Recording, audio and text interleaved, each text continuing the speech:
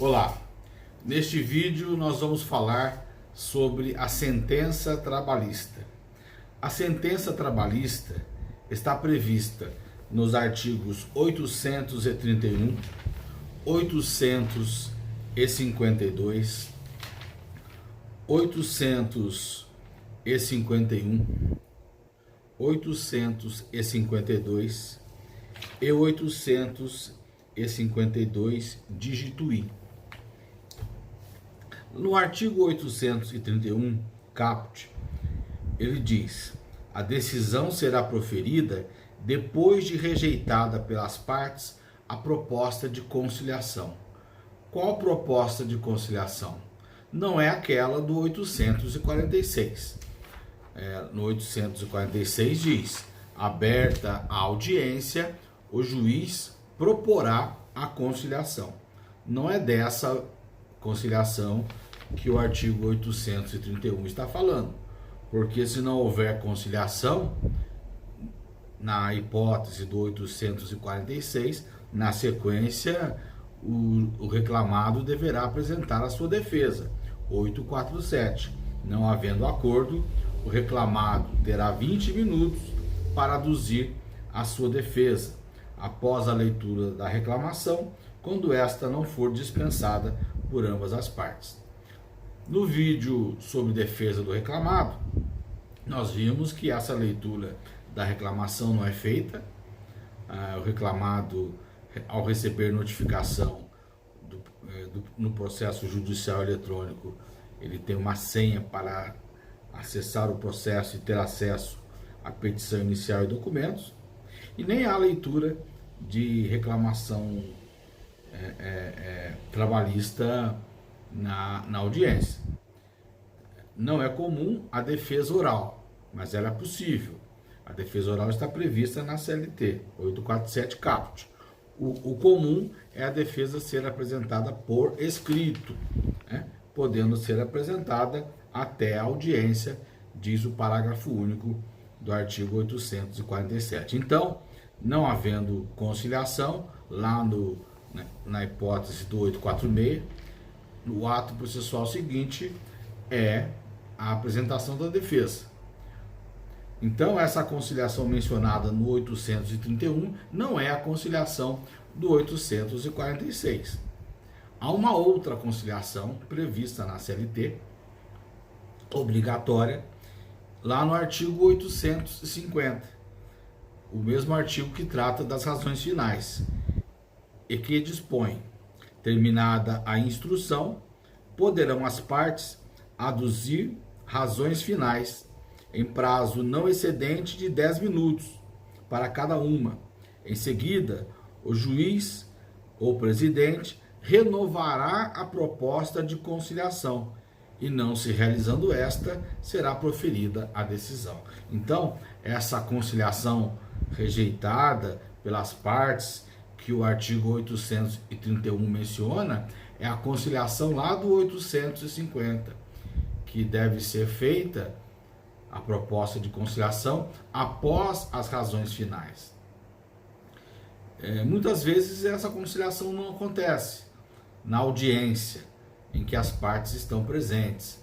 Como não acontece a apresentação de razões finais orais, tornou-se praxe em muitas varas do trabalho o juiz dar prazo para que as partes apresentem razões finais antes da audiência. E na sentença tornou-se fato comum a menção ao fato de que as partes não estando presentes na audiência de julgamento, não foi possível renovar a proposta de conciliação. Qual advogado que comparece à audiência de julgamento? Isso é muito raro. Quando há audiência de julgamento, na maioria das vezes o juiz, na sua residência, no seu gabinete, profere a decisão. Então, essa proposta de conciliação do 850 muitas vezes não é apresentada formalmente na audiência, o que não causa nulidade processual, porque as partes podem, se quiserem, peticionarem requerendo a homologação de acordo, até na fase recursal. Pois bem, não havendo acordo, o juiz proferirá a decisão.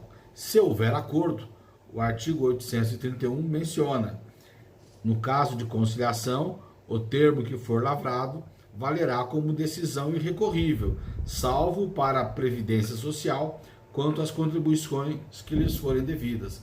Então, havendo conciliação, a sentença homologatória de acordo é irrecorrível. Tanto o acordo que ocorre na hipótese do 846, quanto naquela hipótese do 850, ou em qualquer fase processual, em as partes podem transigir. Pois bem, não havendo acordo, o juiz proferirá a decisão. No artigo 832, ele apresenta os requisitos da sentença, dispondo que da decisão deverão constar o nome das partes, o resumo do pedido e da defesa, a apreciação das provas, os fundamentos da decisão e a respectiva conclusão. Aqui nós vemos 3 requisitos da sentença: o relatório, a fundamentação e o dispositivo. Relatório: o nome das partes, o resumo do pedido e da defesa, a apreciação das provas. Fundamento: o fundamento da decisão, fundamentação.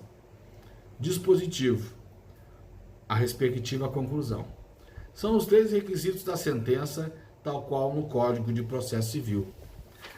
No rito sumaríssimo, o artigo 852, dígito I, estabelece: a sentença mencionará os elementos de convicção do juízo, com resumo dos fatos relevantes ocorridos em audiência, dispensado o relatório. Então, no rito sumaríssimo, a sentença só precisa ter fundamentação e dispositivo. Não precisa do relatório, que vem a ser um resumo do pedido, um resumo da defesa e a menção às provas que foram produzidas e principais ocorrências no processo. A fundamentação não pode faltar. Toda sentença tem que ter fundamentação. Aliás, toda decisão judicial tem que ser fundamentada sob pena de nulidade, dispõe o artigo 93, inciso 9 da Constituição da República. O dispositivo é aquela parte final, na qual o juiz escreve: diante do exposto, julgo procedentes os pedidos, ou, diante do exposto, julgo procedente em parte os pedidos, ou, diante do exposto, rejeito os pedidos. Essa fundamentação é a parte que transita em julgado. O correto é reproduzir no dispositivo os fundamentos da decisão. Nem toda sentença nós verificamos isso. Na maioria das decisões nós encontramos no dispositivo a menção aos fundamentos, né? Diante do exposto, julgo procedentes os pedidos nos termos da fundamentação, parte integrante deste dispositivo. O que não é correto, mas ocorre na maioria das vezes. O artigo 832 estabelece, no parágrafo 1º, que quando a decisão concluir pela procedência do pedido, determinará o prazo e as condições para o seu cumprimento. Há decisões que vão estabelecer o prazo para o cumprimento imediato daquela decisão, independentemente de trânsito em julgado. Isso ocorre, por exemplo, quando o juiz antecipa, né, os efeitos da sentença para que seja de imediato satisfeita a decisão. Em outras situações, aquela decisão só será cumprida após o trânsito em julgado. Enquanto houver recurso pendente de julgamento, com efeito suspensivo, a decisão não poderá ser cumprida. O parágrafo 2º estabelece que a decisão mencionará sempre as custas que devem ser pagas pela parte vencida.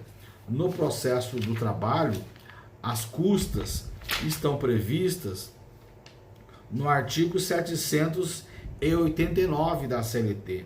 As custas correspondem a 2% do valor da causa ou do valor da condenação ou do valor do acordo, né? São hipóteses lá do 789.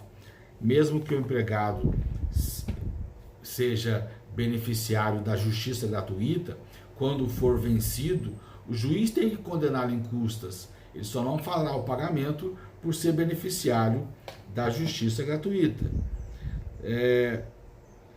As custas têm que ser pagas pelo vencido. E se ele quiser recorrer, não sendo beneficiário da justiça gratuita, terá que fazer o pagamento das custas. É o preparo. Se for empregador, além de pagar as custas, terá que fazer o depósito recursal. O parágrafo 3º do artigo 832 estabelece que as decisões cognitivas ou homologatórias deverão sempre indicar a natureza jurídica das parcelas constantes da condenação ou do acordo homologado, inclusive o limite de responsabilidade de cada parte pelo recolhimento da contribuição previdenciária, se for o caso. Dos pedidos deferidos, há pedidos que são verbas de natureza salarial e há pedidos que são verbas de natureza indenizatória. Essa é a natureza jurídica das parcelas constantes da condenação. O juiz tem que dizer quais são as parcelas de natureza salarial, quais são as parcelas de natureza indenizatória, para saber sobre quais parcelas incide a contribuição previdenciária. A contribuição previdenciária incide sobre as parcelas salariais e não sobre as indenizatórias. Na verdade, quem diz o que é verba salarial, o que é verba indenizatória, é a Lei 8.212 de 1991. E ao dizer a quem compete a responsabilidade pelo recolhimento das contribuições previdenciárias, ele vai dizer se essa contribuição tem que ser feita pelo reclamante ou pelo reclamado. E vai dizer qual o valor dessas verbas. A quem compete pagar. A CLT não previa o pagamento, a condenação em honorários advocatícios. No direito processual do trabalho, só havia condenação em honorários advocatícios quando o empregado era vencedor e beneficiário da justiça gratuita, na hipótese do artigo 14 da Lei 5584 de 1970, ou seja, sendo o empregado representado pelo sindicato da categoria profissional e ganhando até 2 salários mínimos, ele poderia ser beneficiário da justiça gratuita. Artigo 14 da Lei 5584/70. A condenação do empregador em honorários advocatícios só ocorreria nessa hipótese. Artigo 16 da Lei 5584 de 1970. Neste sentido, também era o entendimento das súmulas 219 e 329 do TST. Não havia condenação em honorários fora dessa hipótese legal. E quem era condenado em honorários era sempre o empregador, jamais o empregado. Com a reforma trabalhista, foi acrescentado o artigo 791, dígito A, o qual estabelece que o advogado, ainda que atue em causa própria, serão devidos honorários de sucumbência, fixados entre o mínimo de 5% e o máximo de 15% sobre o valor que resultar da liquidação de sentença, por proveito econômico obtido ou não sendo possível mensurá-lo sobre o valor atualizado da causa. Então agora, com o procedimento, após a reforma trabalhista,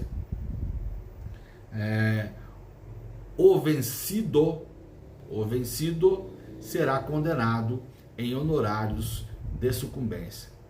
Então, na sentença deve haver fixação dos honorários sucumbenciais ao vencido, né? A reforma trabalhista também acrescentou na CLT os artigos 793, dígito a 793, dígito D, que tratam da responsabilidade por dano processual, prevendo no artigo 793, dígito D, as condutas que caracterizam a litigância de má-fé. Não havia previsão na CLT de litigância de má-fé. A previsão sobre litigância de má-fé nós encontrávamos no Código de Processo Civil, aplicável subsidiariamente.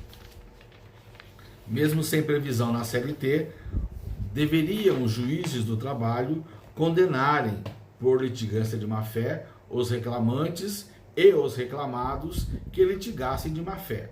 Na prática, infelizmente, isso não acontecia. Era muito raro, o que para mim acabava sendo algo negativo para a justiça do trabalho. As partes devem agir no processo com responsabilidade processual, com lealdade processual, agindo conforme as regras da boa conduta processual. E aquele que se desvia das regras de boa conduta processual, aquele que pratica algum ato que caracterize litigância de má-fé, deve ser condenado em litigância de má-fé. Então, na sentença também, o juiz deverá aplicar multa de litigância de má-fé quando for o caso. A sentença, uma vez proferida, dela as partes serão intimadas, podendo recorrer. Se a sentença for proferida na audiência, da qual as partes participaram, as partes serão intimadas da decisão na própria sentença. Se a sentença não for proferida em audiência, o juiz deve notificar as partes da sua decisão. Com a publicação no Diário Oficial Eletrônico da decisão, começará a contagem do prazo recursal, e sobre o recurso falaremos em outro vídeo. Sobre sentença no processo do trabalho, eram essas as observações. Até o próximo vídeo.